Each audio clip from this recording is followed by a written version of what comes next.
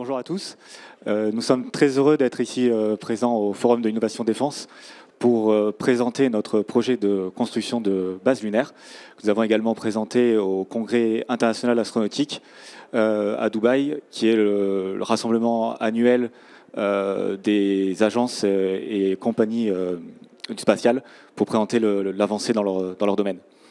Donc pour quelques mots de contexte, ce projet, nous l'avons réalisé dans le cadre de l'université d'été de l'International Space University.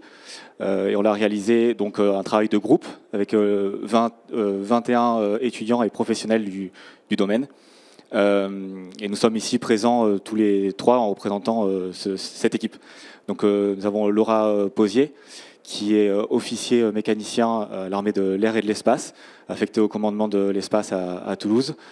Et nous avons Adam Abdin, qui est maître de conférence en gestion des opérations à l'école centrale Supélec. Et moi-même, Gauthier Barit-Fourtou, ingénieur en aérospatial et actuellement en master spécialisé IA et robotique. Donc, pourquoi tout d'abord nous avons voulu étudier ce projet? La première raison est évidemment un engouement de plus en plus fort pour l'espace et pour la Lune, que l'on peut voir avec, par exemple, la création du programme Artemis de la NASA, qui vise à développer toute l'infrastructure, les lanceurs et les orbiteurs, pour pouvoir de nouveau envoyer de façon un peu plus durable des hommes sur la Lune d'ici 2025. Tout ça a entraîné énormément, de plus en plus de projets de création de bases lunaires. Et nous avons identifié, lors de cette université d'été, le fait que ces bases lunaires étaient basées sur des technologies qui n'étaient pas très matures. Et donc nous avons voulu nous lancer le défi de proposer une base lunaire sur des technologies plus matures, plus présentes déjà, pour pouvoir construire cette base de façon plus rapide dans le temps. Je vais donc plus tard, je reviendrai sur les détails techniques. Mais dans un premier temps, on voulait aussi insister sur le fait que ce n'est pas simplement la création d'une base et d'un projet technique, technologique, mais c'est aussi un projet qui nous dépasse tous, pas forcément ce concept, mais la création d'une base lunaire. C'est un projet humain, une aventure humaine aussi, puisque si vous imaginez que demain on dit on va envoyer 8, 10, 12 astronautes pour créer une base sur la Lune, c'est forcément quelque chose qui va être présenté dans tous les journaux et qui affectera forcément l'inconscient collectif sur plusieurs générations. Donc je vais laisser Laura présenter cet aspect. Alors, l'espace inspire depuis toujours. Dès les débuts de la révolution industrielle, on a commencé à théoriser pas mal de principes physiques et comme ça a pu naître aussi la science-fiction, telle qu'on la connaît aujourd'hui. Et en fait, c'est cette même science-fiction-là qui a inspiré les premiers pionniers du spatial. Et voilà, c'est pour ça aussi que l'espace continue d'inspirer et d'aspirer des vocations encore aujourd'hui. Alors, pour une toute petite rétrospective de la conquête spatiale, donc, dès la Seconde Guerre mondiale, on a commencé à avoir des missiles très longue portée qui commençaient à affleurer l'espace extra-atmosphérique. Et en fait, cette surtout conquête spatiale a été accélérée pendant la guerre froide entre les États-Unis et l'URSS. Donc, on a vu, par exemple, le 4 octobre 1957, le premier satellite artificiel mis en orbite du coup par l'URSS, qui était Sputnik 1, dont vous avez une photo ici. Et en fait, pendant toute cette course, il y a eu le premier être vivant dans l'espace, le premier homme dans l'espace, etc. Mais les États-Unis ont quand même marqué la fin, en fait, ont gagné cette conquête spatiale en envoyant les premiers hommes sur la Lune, donc en 1969. Tout le monde connaît cette fameuse phrase « That's one small step for a man, one giant leap for mankind ». C'est quelque chose qui a résonné vraiment très fortement dans la population générale à l'époque. C'est un événement qui a été visionné par plus de 500 millions de personnes en direct. On parle des années 60, c'est quelque chose qui était assez exceptionnel. Et ça prouve bien en fait à quel point les gens ont cet engouement pour le spatial et pour la découverte. Et même encore aujourd'hui, on le voit avec la Station spatiale internationale, que les astronautes ont toujours ce symbole-là, on attire toujours des vocations. Voilà, ça inspire sur plusieurs générations, les plus jeunes, les moins jeunes. Et c'est aussi pour ça que nous, on s'est lancé justement sur la création de cette base lunaire. sur ce projet-là, c'est parce que justement, ça continue d'inspirer. Et nous, particulièrement, ça nous inspire aussi, étant dans ce domaine-là. Tu peux passer là-dessus.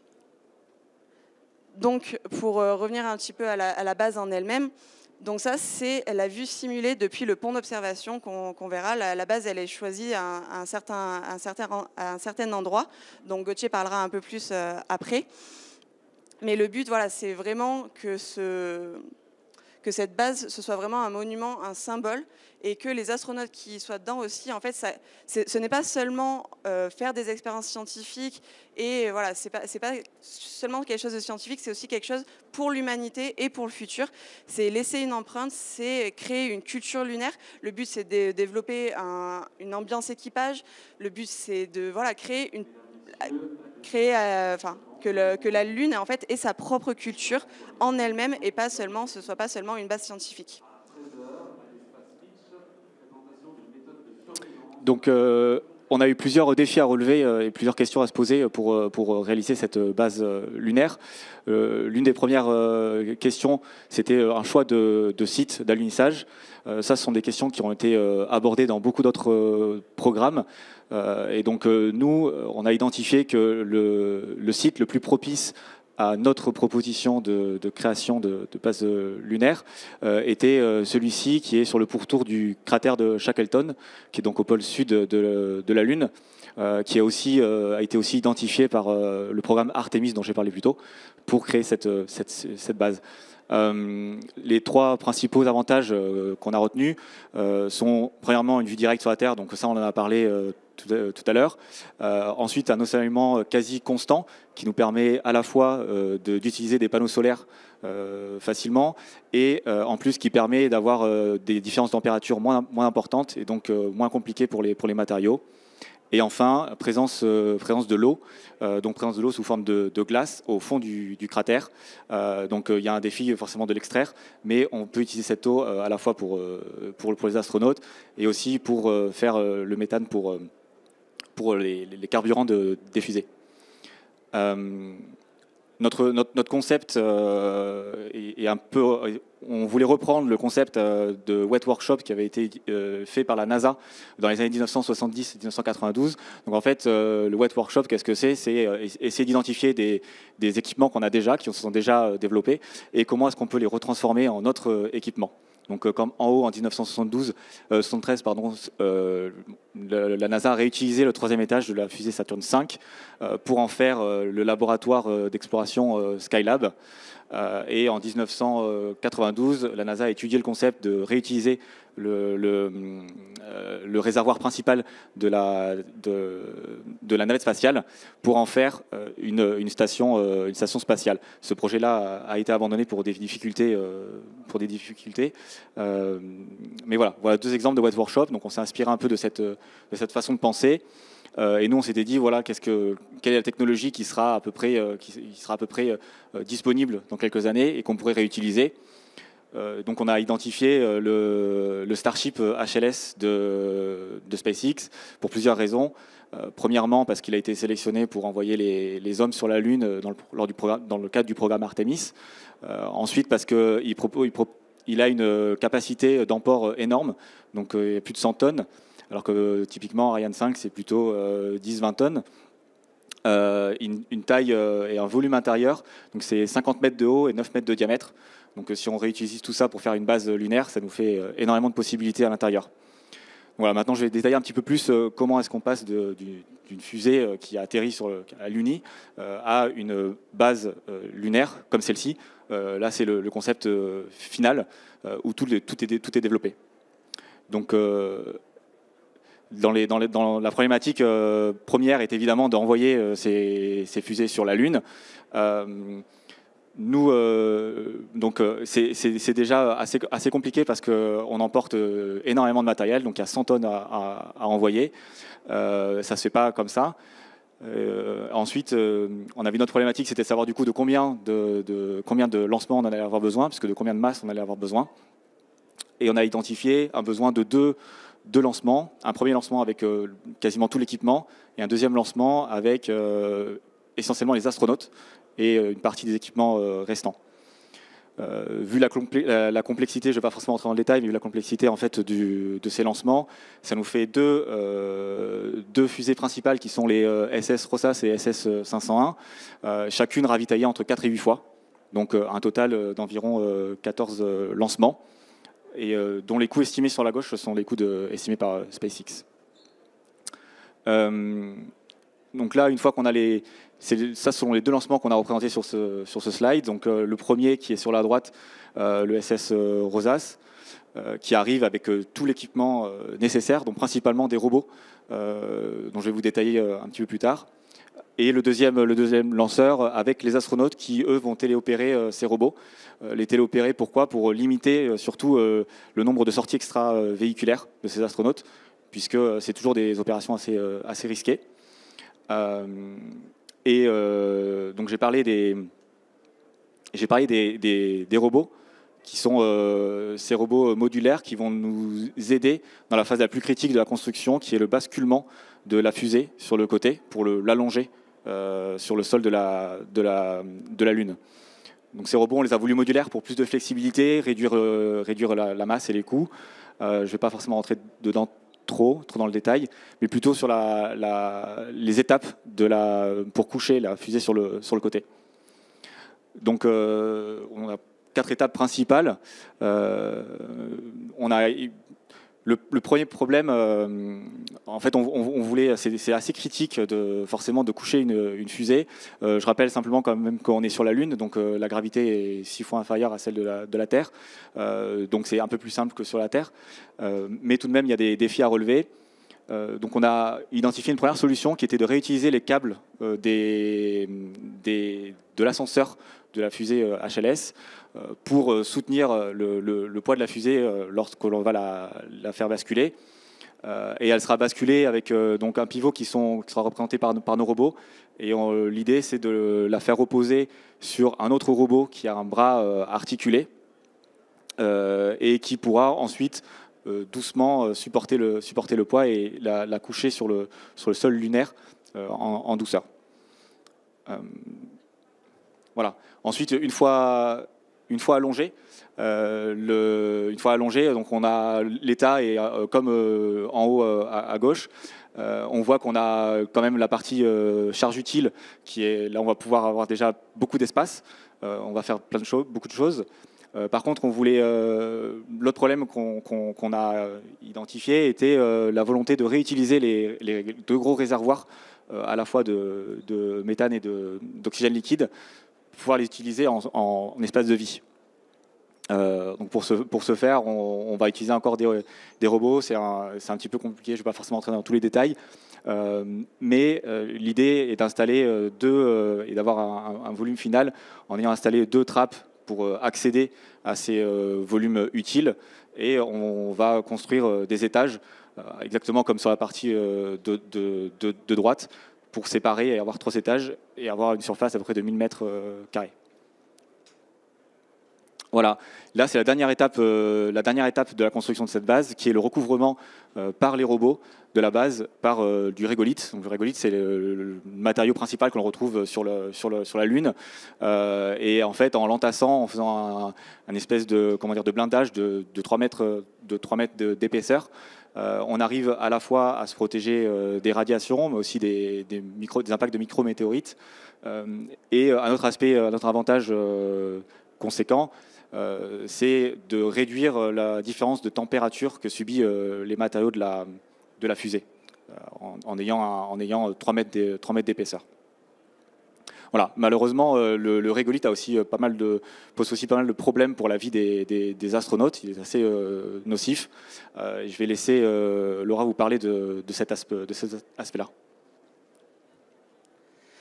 Alors, comme vient de le dire Gauthier, il y a certains inconvénients à vivre sur la Lune, parce que là, on parle de vie humaine, du coup, ça va être un équipage qui va être sur la Lune. Et en fait, la Lune est un environnement hostile pour 3 raisons principales. La première, ça va être la poussière lunaire, le fameux régolithe. Et en fait, ces particules vont se déposer sur les poumons des astronautes. Et il y a des études qui ont été menées par la NASA. Et les conclusions sont qu'un astronaute ne peut pas passer plus de 6 heures par jour en dehors de la station sur une mission totale de 180 jours maximum. Parce que sinon, au-delà, ça va poser des problèmes de santé sur le long terme, alors qu'avant, ça peut être gérable. Le deuxième problème, ça va être les radiations. Hein. Encore une fois, le champ magnétique de la Lune est plus faible que celui sur Terre, ce qui fait que les astronautes seront soumis à beaucoup plus de radiations que sur Terre, ce qui fait que, pareil, pour l'ISS notamment, ça avait été étudié, c'est des missions qui doivent pas durer plus de 1 an, mais bon, vu qu'il y a le problème des poussières, dans tous les cas, les missions n'excéderont pas à 180 jours. Et le dernier problème, c'est l'hypogravité. Donc la gravité, comme l'a dit Gauthier, est 6 fois inférieure à celle de la Terre, ce qui pose des problèmes. Hein. Ça va causer de la perte musculaire, de la perte de densité osseuse, ça va causer énormément de problèmes au corps de l'astronaute. Donc pareil, c'est quelque chose qu'il faut prendre en compte avant de partir. C'est des problèmes qui sont déjà étudiés au sein de la NASA et au sein des différentes agences spatiales. Ce qui fait que c'est des problèmes qui sont étudiés, mais qu'il faut quand même étudier un peu plus en détail, parce que la Lune, ce n'est pas la station spatiale internationale, donc il faut étudier ces problèmes-là. Et de même, là, on va parler d'un chantier au début, hein, parce que ça va être que de la construction dans un premier temps. Donc il faut aussi penser à ça. Et c'est pour ça que la combinaison des astronautes doit être repensée. Parce que ce n'est pas juste pour une sortie extravéhiculaire une fois de temps en temps, comme il peut se faire à bord de l'ISS. C'est pour construire, et donc il faut tout repenser. Et finalement aussi, la dernière chose à laquelle il faut penser, c'est en cas d'urgence médicale. Les astronautes qui iront sur la Lune devront être formés en cas d'urgence médicale, parce que comme vous pouvez l'imaginer, on ne revient pas de la Lune aussi facilement qu'on peut revenir de la ville du coin. Donc c'est pour ça que c'est important aussi que les astronautes soient formés à tout ce qui est médical avant de partir. Donc ça, voilà, ça c'est tout l'aspect humain auquel il faut penser, évidemment, parce que on ne met pas en danger la vie des astronautes. Le but, c'est pas de les envoyer et qu'il leur arrive des problèmes une fois qu'ils sont sur place. Il est vraiment important de penser à tout avant. Et donc, pour plus de détails sur les études, sur les études qui ont déjà été menées, vous pourrez trouver tous les détails dans le rapport complet de notre projet. Un autre aspect important de tout ça, c'est qu'on voulait s'assurer que le projet était viable sur tous les aspects, et donc pas seulement les aspects techniques et humains, mais il faut aussi penser à tout ce qui est légal, à tout ce qui est politique et droit autour d'une base lunaire, parce qu'on ne peut pas non plus, on peut pas aller s'installer sur la Lune comme ça sans penser à ces problématiques en amont. Donc il existe déjà des lois sur le droit spatial. Et le premier principe, c'est que l'espace et les corps célestes n'appartiennent à personne. C'est libre d'utilisation pour tout le monde. Et c'est aussi sur ça en fait, qu'on s'est appuyé. C'est que en fait, c'est dans le droit international. Il existe notamment un comité au sein des Nations Unies pour justement l'utilisation pacifique de l'espace extra-atmosphérique. Et c'est dans ce cadre-là aussi qu'on a réfléchi à ce projet. C'est le but en fait, c'est que on puisse utiliser et qu'on puisse utiliser les ressources aussi sur place de la Lune, hein, qu'on puisse miner par exemple le sol, hein, pour extraire notamment l'H2O. C'est ce genre de choses. Ça rentre dans un cadre légal qui existe aujourd'hui, même si tout n'est pas encore défini, parce qu'à l'époque, les traités qui existent datent des années 60, datent du début de la conquête spatiale. Et aujourd'hui, on a des projets auxquels personne n'avait pensé à l'époque, et donc auxquels il va falloir penser maintenant. Une chose très importante sur notre base, c'est que, j'en ai un peu parlé au début, il y aura une culture lunaire, mais en fait, c'est parce que aussi l'équipage sera multiculturel, viendra de différents pays. C'est un projet international. Donc après, participe qui veut participer, hein, c'est pas voilà. Mais ça rentrera en fait dans une coopération multilatérale, et donc derrière il y a des responsabilités aussi individuelles, et il y a des responsabilités surtout des nations, et c'est pour ça aussi que ça rentre dans ce cadre-là, et il faut une forte coopération pour justement réussir à réguler d'un point de vue légal ces aspects-là aussi. Après, la première règle, en fait, la chose la plus importante aussi qu'il faut retenir, c'est qu'il y a le Rescue Agreement qui existe. Et en fait, ce traité-là existe, a été signé par tous les pays.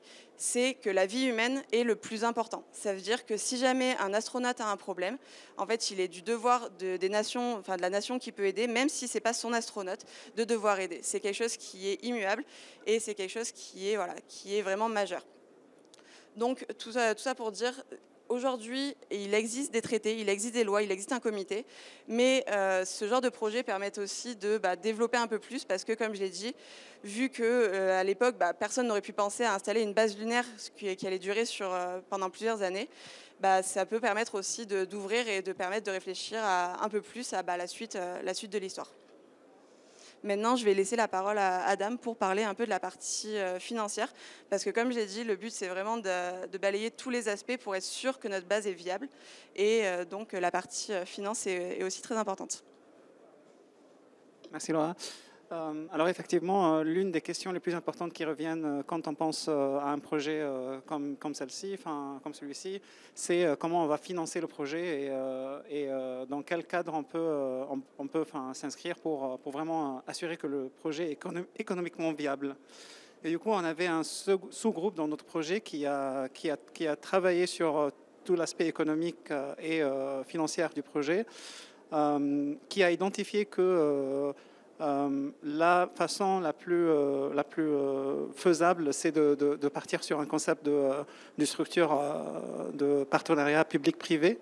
Alors déjà, on connaît beaucoup de projets qui existent sur la Terre qui sont financés sur cette forme.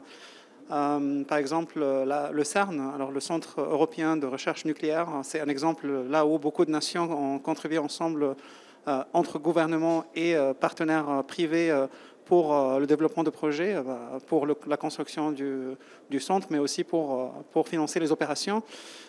Et du coup, on a fait des études pour évaluer la faisabilité de ce cadre et identifier que probablement, ça sera important de créer une autorité dédiée à vraiment le soutien et la gouvernance de la construction de ce projet. On peut dire que c'est une autorité lunaire internationale qui regroupe les différents gouvernements qui vont participer au projet. Alors l'idée, c'est pas que la finance publique, c'est la seule manière de financement pour le projet, mais éventuellement de passer de financement public à un financement privé. D'où l'intérêt de développer les espaces de la base lunaire d'une manière qui va donner de possibilités pour les acteurs privés à développer des activités qui peuvent être rentables. Par exemple, faire de la science, ça peut être une mission publique, mais ça peut être aussi une mission privée pour le développement des nouvelles méthodes de construction, par exemple, ou de nouvelles méthodes de faire de la pharma, de médicaments, de trouver des nouvelles technologies. En plus, ça peut être aussi pour développer les capacités d'utiliser les ressources in situ, alors les ressources lunaires, soit les minéraux, soit l'eau, soit le carburant, mais aussi le tourisme. On a vu que récemment, il y avait pas mal des initiatives de tourisme dans le spatial, et il y a quand même des personnes qui sont intéressées à dépenser l'argent pour avoir ce type d'expérience. Et du coup, ça peut être aussi petit à petit une manière là où le financement va du public vers le privé, où ils peuvent faire un peu de profit et d'avoir un intérêt de développer des méthodes plus efficaces. Alors, je ne vais pas entrer dans les détails des calculs qu'on a fait, sont tous dans le rapport, que vous pouvez y accéder sur notre site web. Mais juste pour vous dire qu'en faisant l'étude de viabilité financière du projet, on a vu tout de suite qu'avec ce concept, on peut très rapidement avoir des revenus. En fait, c'est pas un projet là où on va juste dépenser de l'argent pour toujours, mais éventuellement avec quelques estimations et quelques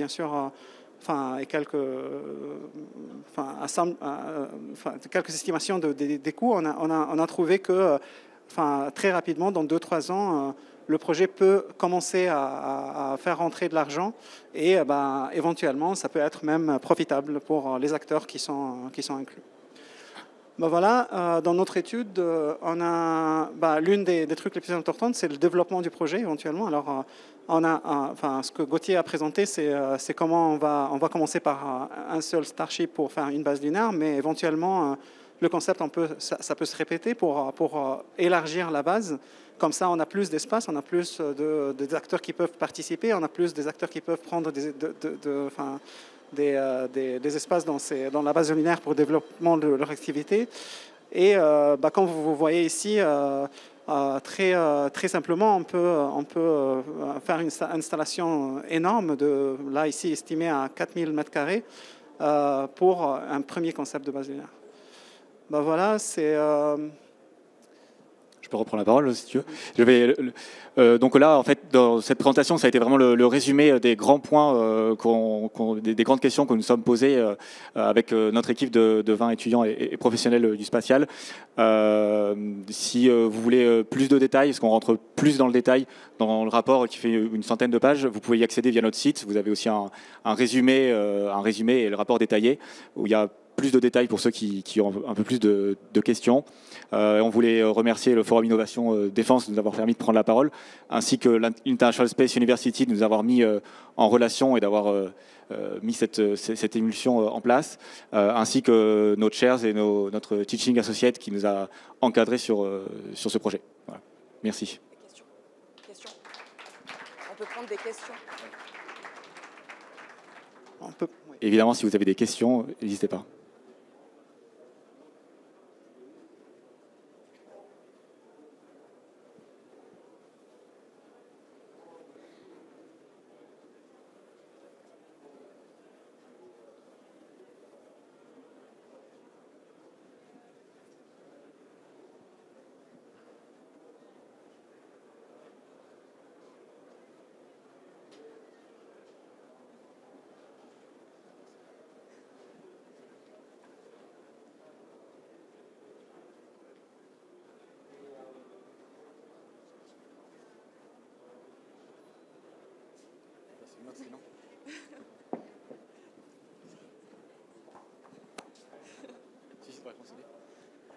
Donc bonjour, Dominique Guibourg de MBDA.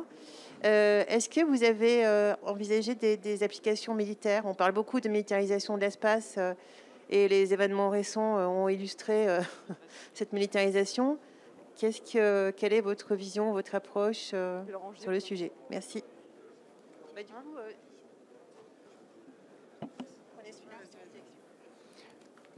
Alors oui, on a pensé à beaucoup d'utilisations possibles, puisque en fait la présence de l'homme sur la Lune permet de nombreux avantages, surtout parce qu'il y a la gravité qui est 6 fois inférieure à celle de la Terre et le fait qu'il n'y ait pas d'atmosphère.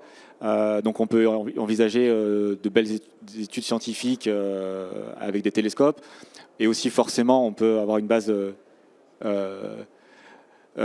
militaire. C'est un peu compliqué parce que forcément il y a aussi des traités qui pour l'instant alors c'est l'OST, l'Outer Space Treaty, je ne sais pas le dire en français, qui forcément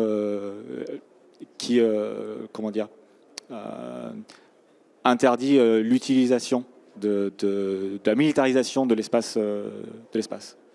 Alors, du coup, pour juste compléter un peu l'aspect légal de tout ça, on a le droit d'utiliser des militaires dans l'espace, on a le droit d'envoyer des militaires, mais pas pour une utilisation militaire. À l'heure actuelle, effectivement, il y a le traité qui le dit assez clairement. On n'a pas le droit d'utiliser d'armes dans l'espace, on n'a pas le droit d'attaquer dans l'espace. Ce qui fait que voilà, on peut utiliser des militaires, mais pas pour des opérations militaires, sauf en cas de légitime défense. Mais ça, c'est encore une autre question.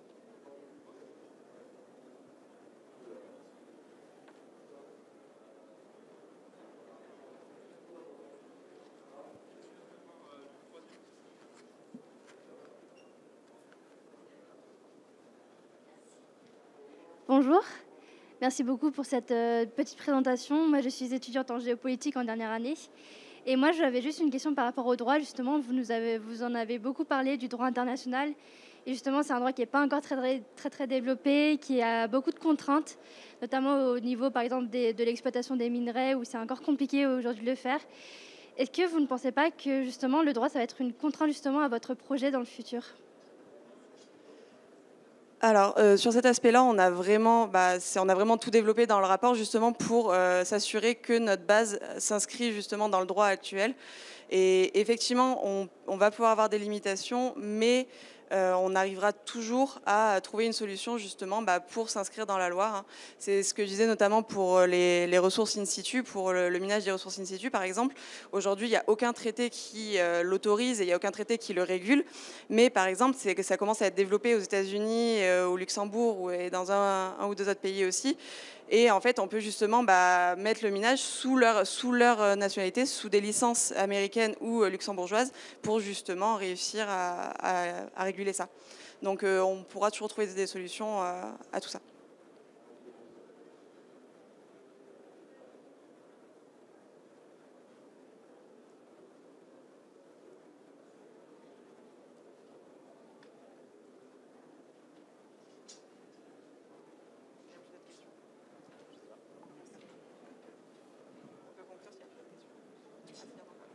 Oui, bonjour, merci pour cet exposé. Comment envisagez-vous, sur une base, j'allais dire fixe par définition, l'arrivée de corps étrangers qui pourraient menacer la structure de la base? C'est par du compartimentage, par la structure? C'est comment envisager l'arrivée de débris ou des choses comme ça sur la base, vu que la base est fixe? Vous voulez dire en cas d'impact micrométéorite, ce genre de choses? Oui. Alors c'est pour ça qu'on a envisagé de construire du coup un mur de rigolite, enfin un blindage de rigolite. On l'a identifié d'une épaisseur de 3 mètres, pour être protégé de la plupart, à la fois en radiation, à la fois en impact de micrométéorites. Évidemment, plus c'est épais, plus on est protégé. Aussi, le choix de l'emplacement de la base, en fait, c'est aussi pour être protégé par le creator même. Alors ça aussi, c'était pris en compte. C'est des études qui sont faites aussi dans d'autres programmes, qu'il y a des endroits où il y a moins de probabilité d'avoir ce type d'impact. Enfin, c'est jamais zéro, mais de prendre ça en compte pour l'emplacement même de la base. Je pense qu'on a aussi développé un peu plus sur ça dans le projet, dans le rapport même.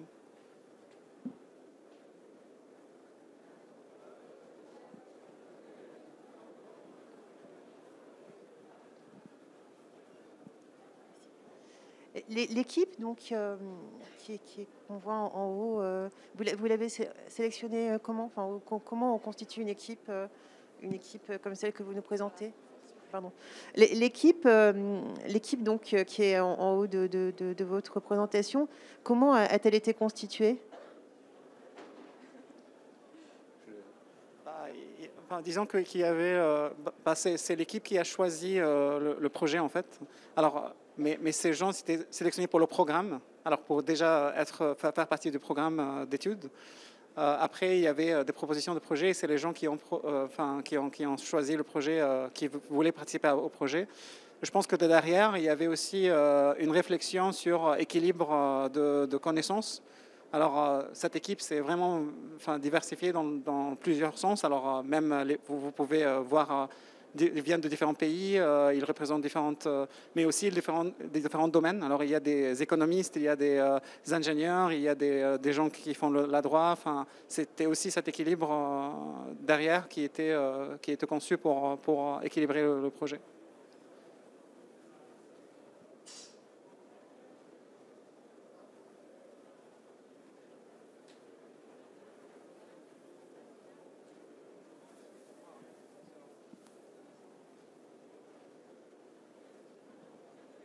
Bonjour, merci pour votre présentation.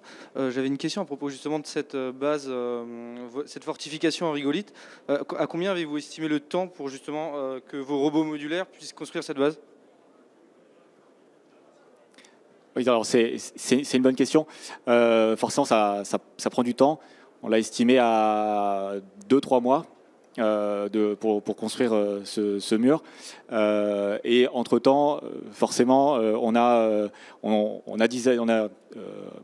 on a imaginé, identifié des solutions de repli en cas de problème pendant la construction de ce mur-là.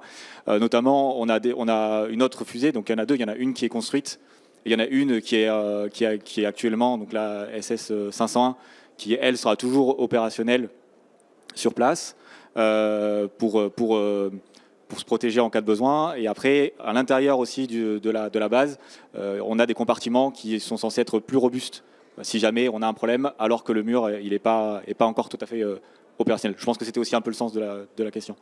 Voilà. Donc quand même plusieurs mois pour le construire.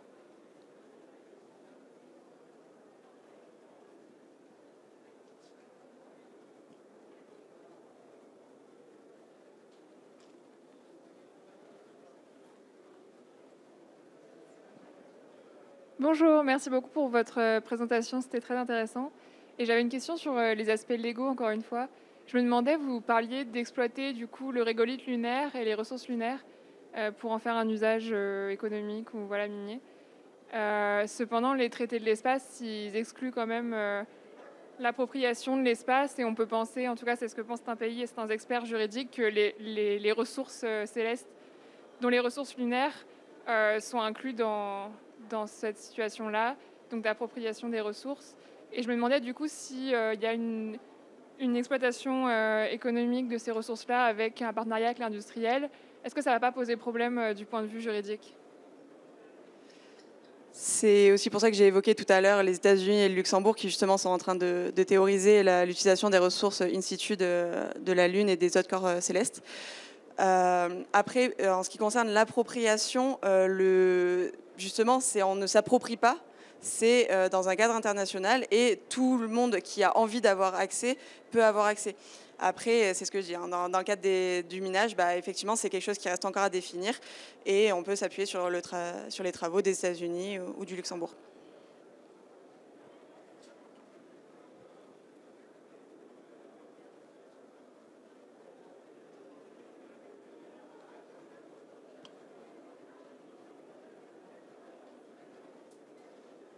C'est quoi la prochaine étape ?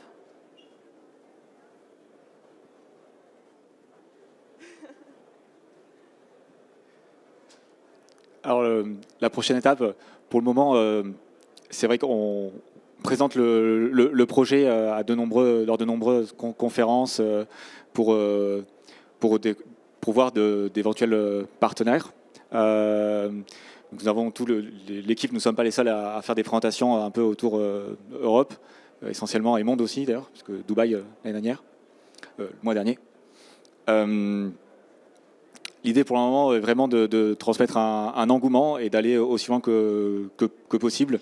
Et si on arrive à aller jusqu'à au plus loin possible de l'implémentation, ce serait forcément un objectif l'objectif ultime.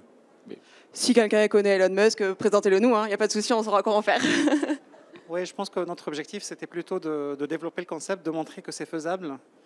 On n'a pas le pouvoir, nous, on n'est pas des entreprises pour développer le projet, mais peut-être, parce qu'on essaie de faire, c'est de communiquer que la faisabilité de projet, que peut-être il y aura des entreprises ou des entités qui sont intéressées à vraiment regarder ça plus en détail. Bien sûr, il y a beaucoup des estimations ici qui doivent être vérifiées, revérifiées, regarder en plus de détails, etc.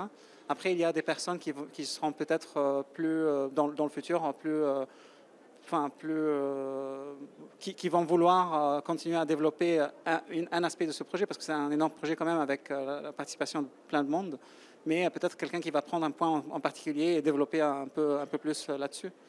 Mais notre idée, c'est vraiment de montrer la faisabilité d'un tel projet dans le futur très proche, pas dans 10, 20 ans, mais vraiment dans 5 ans, 6 ans. D'ailleurs, juste en effet sur le développement de peut-être une partie du projet, donc au Congrès international astronautique, on a vu une entreprise qui parlait de développer des robots autonomes très similaires à ceux que l'on présente. Donc voilà, ça peut être aussi des briques qui sont développées petit à petit de façon plus industrielle.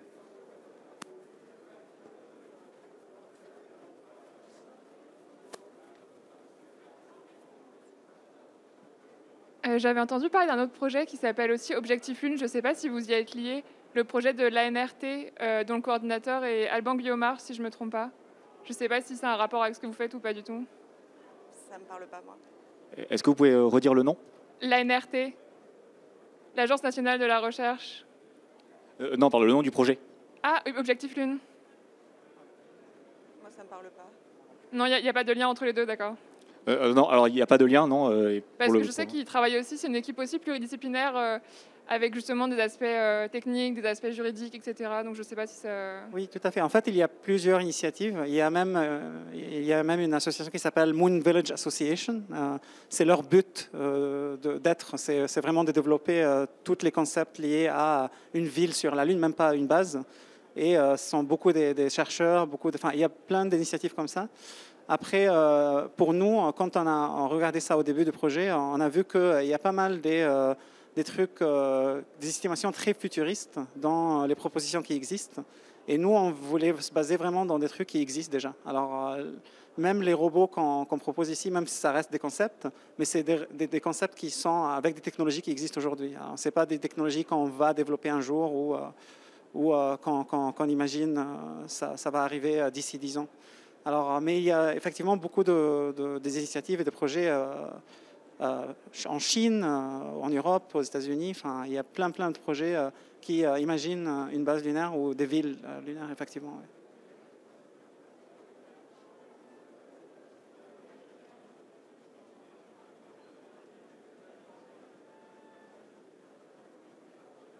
Bon, s'il n'y a plus de questions, on vous remercie pour votre participation et toutes ces questions. Merci. Merci.